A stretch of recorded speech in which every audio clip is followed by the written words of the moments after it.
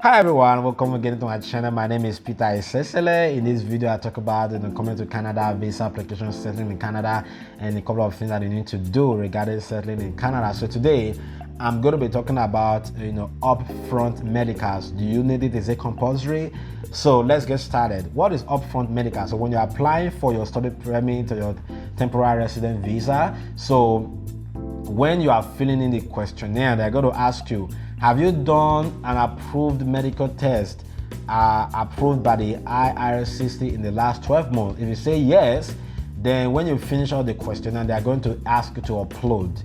If you have not done it, just say no and they will not require it. So it is not compulsory to do upfront medicals, but it has its own advantage. The advantage of doing an upfront medicals is that when they require your upfront, when you go to the approved center, not just at any hospital, there are some hospitals that are recognized for doing the upfront medical. So get to the hospital, make the payment, and then do your upfront, and then they will give you a form, like an e-form, right? So when you're now applying for your study permit, you will not upload that. So the advantage is that when they are reviewing your application, when they get to the medical, they will just look at it and they will approve it, and then they will move on to making decision.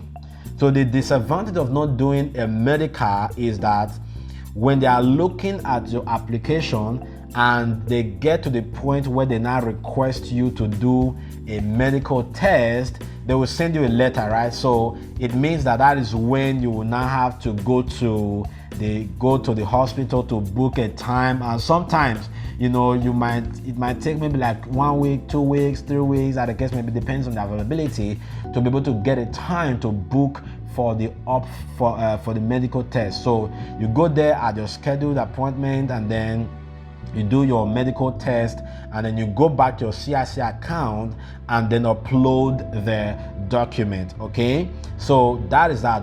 But if you've done upfront medicals, it's kind of advantageous because it's kind of you're already skipping that process and that delay that it might cause if you haven't done the upfront medicals. So whether you apply for study permit, work permit, and all that, I usually recommend people to do upfront medicals.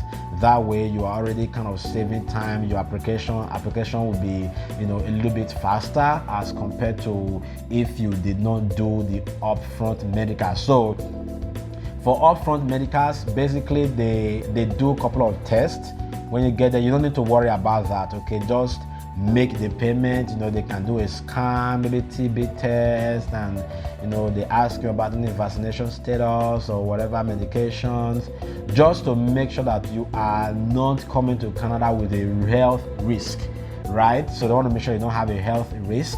So if you are cleared, and this is something you can manipulate, right? Because when the Canadian immigration, they are looking at your application, there is a reference number, so they can easily just reach out to the place where you did your medical test and then give them the reference number, and then they will bring out that form again to them, just to make sure that your application was done. Sorry, you didn't fake anything, everything is all genuine, and then they will be able to approve it if they see that you don't have any. They will say you passed the medical test.